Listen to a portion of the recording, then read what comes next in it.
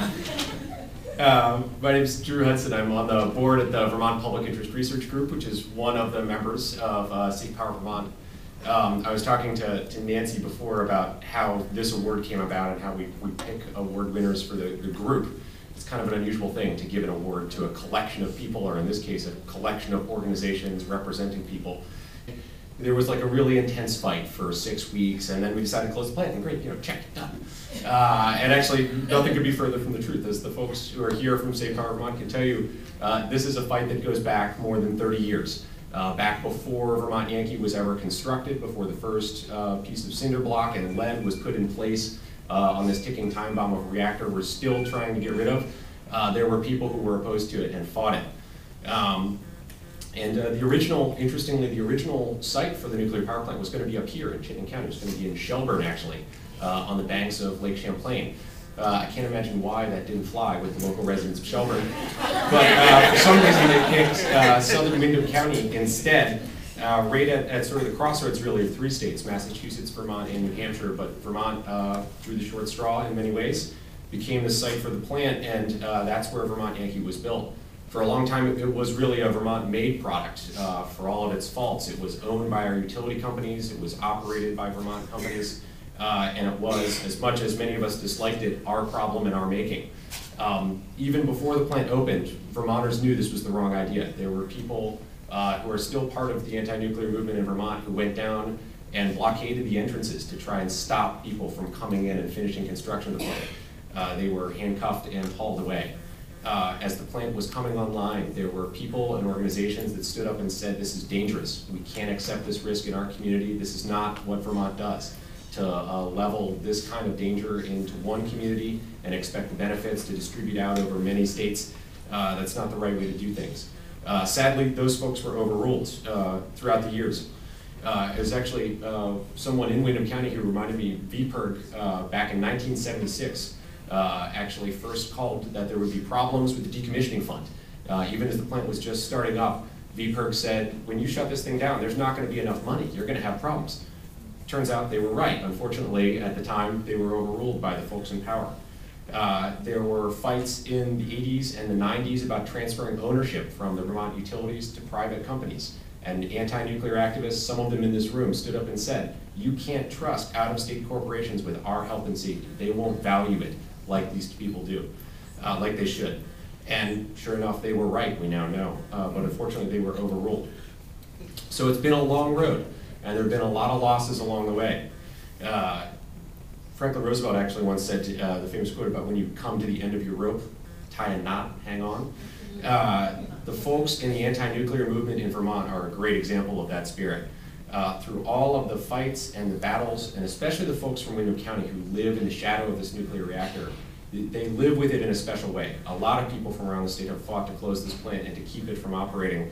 But folks who live with sirens, who live with radiation drills, who live with worry about kids who go to school literally across the street from a nuclear power plant, where there are radiation meters attached to the fences to measure the dosage coming out of the plant, they feel this thing in a particular way. And fortunately, in the last couple of years, things began to turn. Some of the great organizations who are part of State Power Vermont and the actual coalition that is State Power Vermont is a new entity. While a lot of the groups that are members of it have been around for decades, fighting Vermont Yankee and for fighting for clean power for alternatives, State Power Vermont was convened just in the last couple of years, really.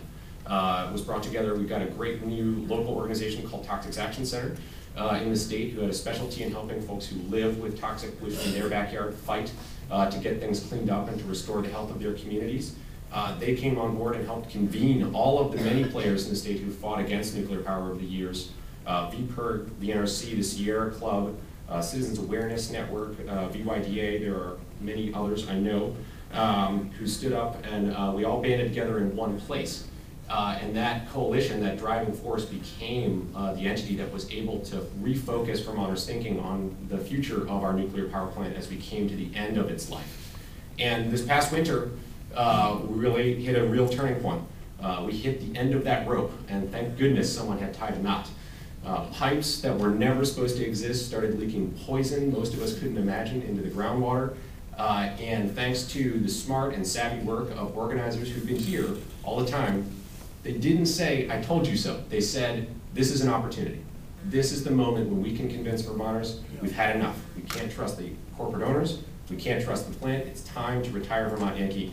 And thank goodness they never gave up and they never stopped climbing back up that rope, because these are the hardest working activists. I've sat in the State House on a day when it was a blizzard, the Valentine's Day blizzard a couple years ago, and there were actually folks who had cross-country skied to the State House so they could sit in a room with almost no legislators there because it was a blizzard, for goodness sake, and talk to people about clean power and energy alternatives. These are the same folks who came back this past winter in another blizzard in the middle of February for a really historic vote when reporters from around the world looked at our little state and said, could it really happen? Could a small group of citizens who've been fighting a plant for 30 years and more really be the ones to say, no, we're not going to take it anymore. We're going to vote and we're going to shut this thing down. It's going to be our decision, not anyone else's. We're going to take the control. And sure enough, they did it. A historic vote. The only state in the country that has ever voted to close a nuclear power plant is right here, Vermont.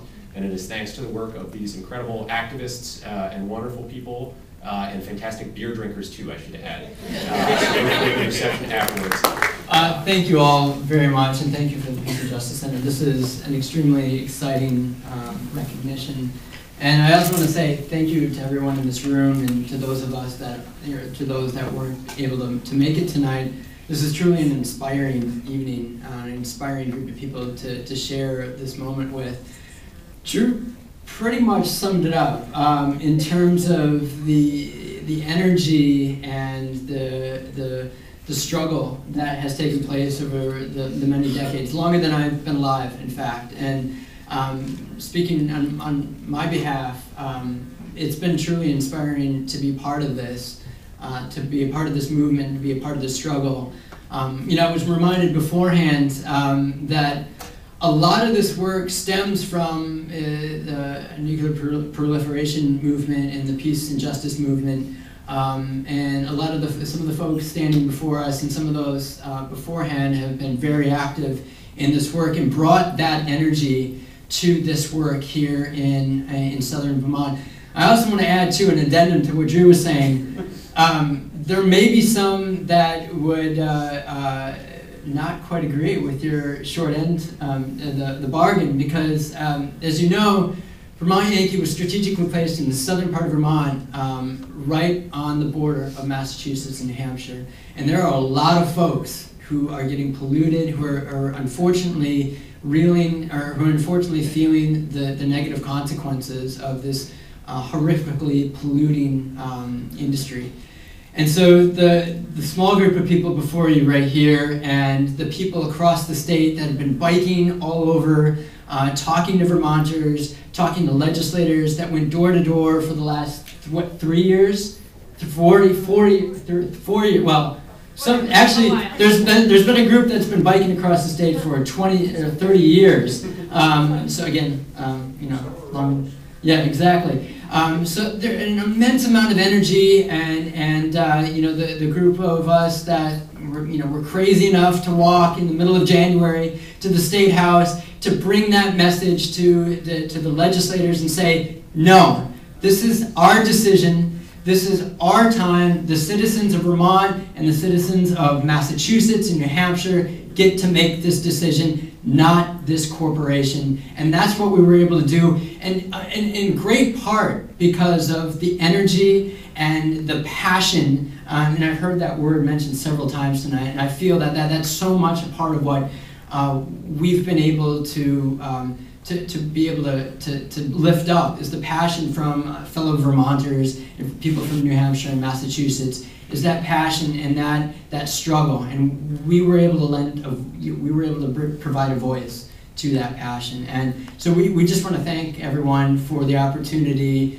to continue talking about this. As Drew was saying, it is not over yet. We had a very good year. We had an exceptionally good year this year. A lot of it was because of the hard work of these people across the state and across Massachusetts and New Hampshire, but there's a lot to be done yet. A lot of it has to do with just showing up on November 2nd and casting your vote for the candidates that are going to continue this work at the legislative level and pass policies that are going to propel our economy towards a renewable, efficient economy. We are not going to stop. Bob may even come up with a new idea coming up in January to provide frostbite and some crazy idea, and we may do it, and we may ask you to do it too. Who knows?